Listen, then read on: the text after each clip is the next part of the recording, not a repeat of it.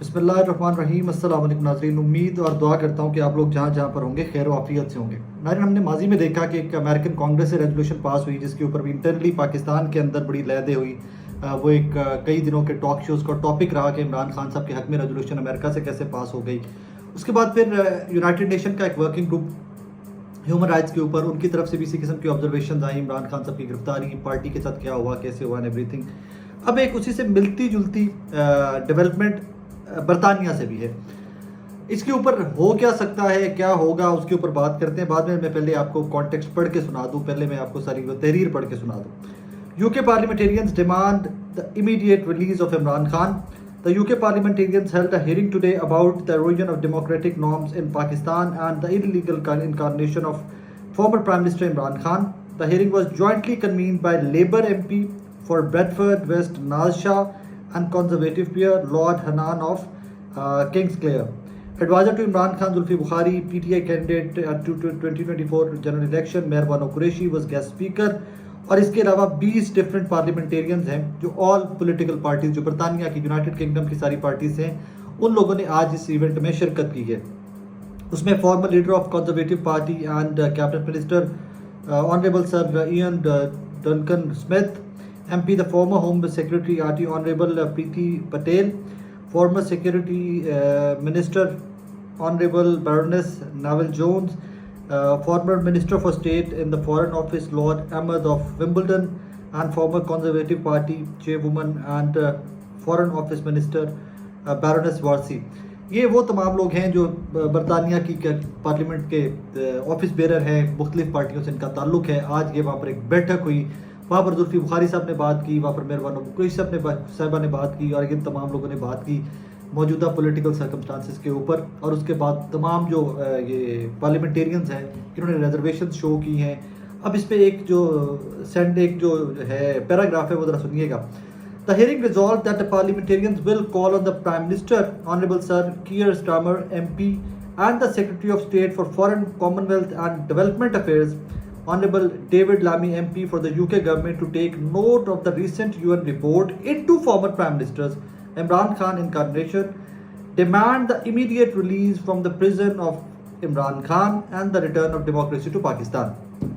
چیزیں جڑتی جا رہی ہیں۔ انہوں نے کہا ہے کہ ہم جناب والا جی جتنے MPs تھے، انہوں نے وزیر اعظم جو ہے برطانیہ کے، ان کو کہا ہے، ان کے زور دیا ہے کہ جناب آپ یونائٹڈ نیشن کی جو رپورٹ ہے، یونائٹڈ نیشن کے ورکنگ گروپ کی جو رپورٹ ہے اس پر غور کرتے ہوئے آپ زور دیجئے کہ عمران خان صاحب کو ریلیز کیا جائے اور پاکستان میں جمہوریت کو بحال کیا جائے، ایٹسٹرا ایٹسٹرا۔ اب وہاں پر اس جملے کے بعد تو جو لگتا ہے نا مجھے، and the return of democracy of Pakistan, یہاں سے تو مجھے لگتا ہے کہ اس جملے سے یہ لگتا ہے کہ باہر شاید پرسیپشن یہ ہے کہ پاکستان کے اندر جمہوریت نہیں ہے، ماشاء اللہ لگا ہوا ہے، اور شاید یہی پورٹریٹ کیا جا رہا ہے کہ شاید انٹرنیشنل میڈیا ہمارے بارے میں یہی سمجھتا ہے جب وہ ساری یہ رپورٹس لیتے ہیں ایوری تھنگ۔ اس سے میں ایک چیز پہلے آپ کو کلیئرٹی سے بتا دوں کہ جس طرح یونائٹڈ نیشن کا ورکنگ گروپ کی رپورٹ آئی تھی، جس طرح کانگریس کی رپورٹ آئی تھی، یہ بائنڈنگ نہیں ہے، یہ بائنڈنگ نہیں ہے کہ عمران خان صاحب رہا ہوں گے۔ خبر بہت بڑی ہے۔ کیوں خبر بہت بڑی ہے؟ کہ جو آپ کے دوست ممالک ہیں جن کے ساتھ آپ کا لینا دینا ہے، جس میں آپ کے اکنامک افیئرز آ جاتے ہیں، فورن افیئرز آ جاتے ہیں، آپ کے جہاں پر چیزیں مشترکہ ہیں، ان تمام لوگوں کے سامنے آپ کا مقدمہ بہت کمزور ہوتا جا رہا ہے حکومت وقت کا، اور عمران خان صاحب اور ان کی جماعت کا مقدمہ بہت مضبوط ہوتا جا رہا ہے۔ امریکہ سے آغاز ہوا، یونائٹڈ نیشن تک بات آئی، اب انگلینڈ چلی گئی ہے، پتہ نہیں کل کو یورپین یونین کی طرف چلی جائے گی یا کسی اور ملک کی طرف چلی جائے گی۔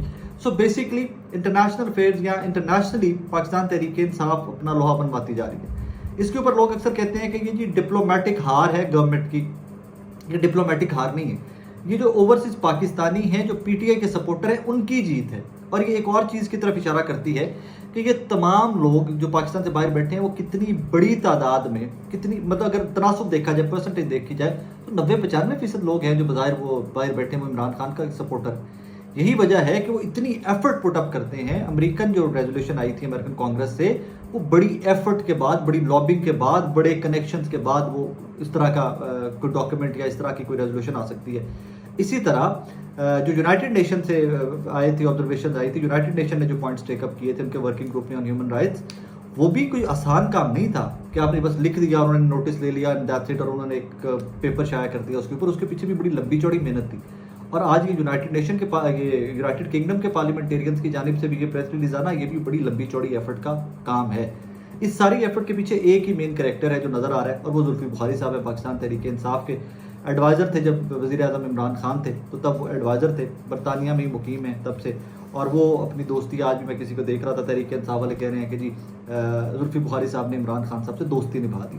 اب یہ فردر پروسیس کہاں تک چلتا ہے، لیکن اس میں آبویسلی ڈپلومیٹک فرنٹ کے اوپر بڑا اس میں سبکی ہوتی ہے. پاکستان کی بڑی سبکی اس لیے ہوتی ہے کہ گورنمنٹ جو ہے وہ کچھ بھی لے کر جاتی ہے تو آگے سے پہلی بات یہ ہوتی ہے کہ عمران خان بھائی کیا کر رہے ہو اس کے ساتھ، کہاں پر ہے. ہمارے پاس تو یہ رپورٹس ہیں، اور ان رپورٹس کو آپ جھٹلا بھی نہیں سکتے. کیسے نہیں جھٹلا سکتے کہ وہ جیل میں تو ہے، جیل میں کن مقدمات پہ ہے، کن چارجز کے اوپر ہے. آپ وہ ڈیٹیل بتانے بیٹھ جاؤ تو پھر اس کو آپ کو ثابت کرنا پڑے گا کہ بھائی عدالتیں جو بار بار وہ ضمانتیں لے رہی ہیں، ایک میں ضمانت ہوتی ہے بگلے میں پکڑ لیتے ہو، ایک میں ضمانت ہوتی ہے بگلے میں پکڑ لیتے ہو. سو اس طرح کر کے یہ گورنمنٹ کے لیے سبکی کا، گورنمنٹ کے لیے شرمندگی کا باعث اس طرح کی ساری جو ڈیولپمنٹس ہیں یہ ضرور بنتی ہیں، اور کافی زیادہ بنتی ہیں. اس کے اوپر تبھی رد عمل بھی آتا ہے حکومتوں کا. آپ کو یاد ہوگا امریکن کانگریس نے جو ریزولوشن پاس کی تھی اس کے اوپر اچھا خاصا رد عمل آیا تھا. اچھا، اسی کے ساتھ ایک اور خبر دیکھ لیجیے کہ انٹرنیشنلی عمران خان صاحب کو کس طرح دیکھا جاتا ہے، اور اس کے ساتھ جڑا ہوا احمد جنجوعہ صاحب تھے، ان کے ساتھ جڑے ہوئے روف حسن صاحب تھے جو ابھی ریسنٹلی گرفتار ہو چکے ہوئے ہیں. اس میں ایک بہت بڑی ڈیولپمنٹ ہے، اور وہ ڈیولپمنٹ ذرا سنیے گا کہ لاسٹ انٹرویو جو ہے وہ کرسٹینا لام جو ہیں انہوں نے کیا عمران خان صاحب کا. اب اس انٹرویو کے بعد زیادہ ہلچل مچی، اس کے بعد بہت ہلچل مچ گئی کہ جناب یہ کیا ہو کیا گیا ہے، کیسے پاسبل ہے اینڈ ایوری تھنگ. اس کے بعد چھاپے بھی پڑے. اب نصرت جاوید صاحب بڑے سینئر صحافی ہیں. نصرت جاوید صاحب جو ہے ان کی اطلاعات یا ان کی خبر یہ ہے کہ جو کرسٹینا لام کا انٹرویو چھپا، سنڈے ٹائمز والا جو عمران خان صاحب کا انٹرویو چھپا، اس کے سوالات جو تھے وہ اسلام آباد پاکستان تحریک انصاف کے سیکریٹریٹ کے ایک کمپیوٹر میں سے وہ سوالات ملے، اور وہ احمد وقاص جنجوعہ صاحب کا کمپیوٹر تھا. یہ خبر ہے نصرت جاوید صاحب کی، میں جو ہے وہ آپ کے سامنے کوٹ کر رہا ہوں. میں آپ کو پورا پڑھ کے سنا دیتا ہوں. میں آپ کو انتہائی ذمہ داری سے آپ کی آنکھوں میں آنکھیں ڈال کر بتا رہا ہوں کہ اسلام آباد میں پی ٹی اے سیکریٹریٹ سے جو کمپیوٹر اٹھایا گیا ہے، اس میں کرسٹینا لام کے وہ سوالات موجود تھے جو زلفی بخاری نے احمد جنجوعہ کو بھیجے تھے. قیدی نمبر 804 کے اس سے پہلے بھی ٹیلی گراف اور دوسری جگہوں پر انٹرویو چھپ چکے ہیں، مگر کرسٹینا لام کو انٹرویو دینے کے اثرات بہت زیادہ ہیں کیونکہ ان کو پاکستان پر ایکسپرٹ سمجھا جاتا ہے، سینئر صحافی نصرت جاوید. سو یہاں سے ایک چیز تو کلیئرٹی آ گئی آپ کو، اور مجھے سمجھ آ جانی چاہیے کہ جناب ان چھاپوں کا، ان گرفتاریوں کا مقصد کیا تھا. ان کا مقصد تھا کہ جناب انٹرویوز کیسے ہو رہے ہیں. اور میں نے آپ کو پہلے بھی کہا تھا، ایک دو ولاگ میں پہلے بھی بتایا تھا کہ اس سے سیکوینس بنانا ہے، یا اس کو جوڑ کر دیکھنا ہے کہ انٹرویو کے سوال کس کے پاس آتے ہیں، کون ہے جو کمیونیکیٹ کر رہا ہے، کیسے یہ عمران خان تک سوالات پہنچ رہے ہیں، اور انٹرنیشنل میڈیا تک ریچ کیسے ہے عمران خان صاحب کی. اس کو ڈیٹرمائن کرنے کے لیے یہ سارا آپریشن کیا گیا. روف حسن صاحب بھی میرے نزدیک اس نصرت جاوید صاحب کی اس خبر کے بعد میرے نزدیک روف حسن صاحب بھی اسی لپیٹے میں آئیں گے کہ جناب آپ کے توسط سے یا آپ کے کمپیوٹر میں سے یہ سوالات ملے ہیں، اور آپ کے یہ سوالات جو ہیں وہ عمران خان صاحب تک گئے جیل کے اندر، اور وہاں سے ان کے جوابات آئے اور وہ انٹرویو چھپا. ویسے میں اس کے اوپر نصرت جاوید صاحب بہت سینئر آدمی ہے، I can not deny that. ہو سکتا ہے وہ سوالات کا ڈرافٹ کا، وہ سوالات کی ایک کاپی اس کمپیوٹر میں بھی پڑی ہو، مجھے نہیں پتا اس چیز کا، میں نے دیکھا نہیں ہے، میرے پاس کی خبر نہیں ہے. لیکن جو پڑھے لکھے لوگ ہوتے ہیں یار، ان کے تو لیپ ٹاپ یا ان کے جو کمپیوٹرز یا ان کے جو آئی پیڈ یا آئی فون ہوتے ہیں یا فون ہوتے ہیں، آپ ان کے اندر سے بھی ڈیٹا نہیں رکھ سکتے، آپ ان کے اندر سے بھی ڈیٹا ریٹریو نہیں کر سکتے. ریزن کہ یار ملٹیپل سٹوریج کے پروٹوکولز ہیں. اب تو پتہ نہیں کہاں پہ ڈیٹا لوگوں نے اسٹور کیا ہوتا ہے. میں تو اکثر دیکھتا رہتا ہوں لوگوں کو کہ انہوں نے 4 5 جگہ کے اوپر ڈیٹا کاپی کیا ہوتا ہے. پتہ نہیں، خیر میں تو خود کوئی ٹیکس سیوی آدمی نہیں ہوں، مجھے نہیں پتا اتنا. میرے پاس تو جو آتا ہے دیکھا مٹا دیا، دیکھا ڈیلیٹ کر دیا اینڈ اسٹف. میں تو اس قسم کا انسان ہوں کہ میرے پاس اسپیس ہی فون میں بہت تھوڑی ہوتی ہے. لیکن آئی ڈاؤٹ دیٹ کہ احمد جنجوعہ صاحب جیسا بندہ جس کا کام ہی international affairs and everything ہے، وہ ان کا کمپیوٹر آفس میں پڑا ہوا تھا. I don't buy that. یہ آئی پیڈ یا لیپ ٹاپ اور میک بک یا اس قسم کی کہانی تو ہو سکتی ہے کہ ان کے میک بک سے، ان کے لیپ ٹاپ سے کوئی کوشچن مل گیا ہو یا کچھ مل گیا ہو، تو وہ ٹھیک ہے، فیئر انف. اب یہاں پر قانونی چیز ایک ہے، کیا احمد جنجوعہ پاکستان تحریک انصاف کے انٹرنیشنل میڈیا کوآرڈینیٹر نہیں ہیں؟ اگر ہیں تو پھر ان کا کام کیا ہے؟ ان کا کام یہی ہے کہ انٹرنیشنل میڈیا کا اور اپنی جماعت کا اور اپنے لیڈر کا لائزن بنائے رکھنا. سوال یہ ہونا چاہیے تھا یا پوچھا یہ جانا چاہیے تھا کہ وہ سوالات عمران خان صاحب تک کیسے پہنچتے ہیں، نہ کہ احمد جنجوعہ صاحب تک کیسے پہنچتے ہیں. احمد وقاص جنجوعہ صاحب تو ان کی جاب ہے، اور وہ نون ڈسکرپشن ہے، کوئی چھپا کے یہ کام نہیں کر رہے. It's a known description, that is what he does for the party.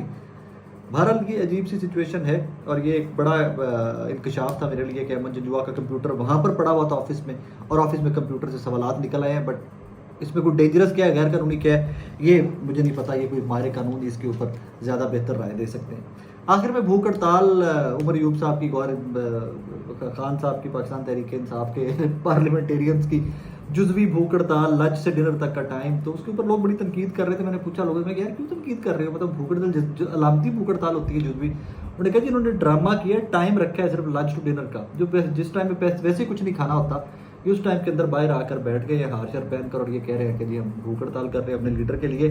तो उनकी इस चीज़ का भी पाकिस्तान तहरीक इंसाफ का अपना वर्कर जो है वो मजाक उड़ा रहा है। बहरहाल आई डोंट नो, मेरी इतलात ये है कि कल से शायद इसी तरह का भूख हड़ताली कैंप कोई पंजाब में भी लगने जा रहा है। यहाँ पर लाहौर की जो पंजाब असम्बली है वहाँ उसके बाहर भी कुछ तरह का तहरीक इंसाफ कैंप लगाने जा रही है, इतलात है। बाकी देखिए कल क्या होता है। हैपनिंग डेज हैं, एवरी पैसिंग सेकंड, हर गुजरते सेकंड कुछ ना कुछ बड़ी खबरें आ रही होती हैं।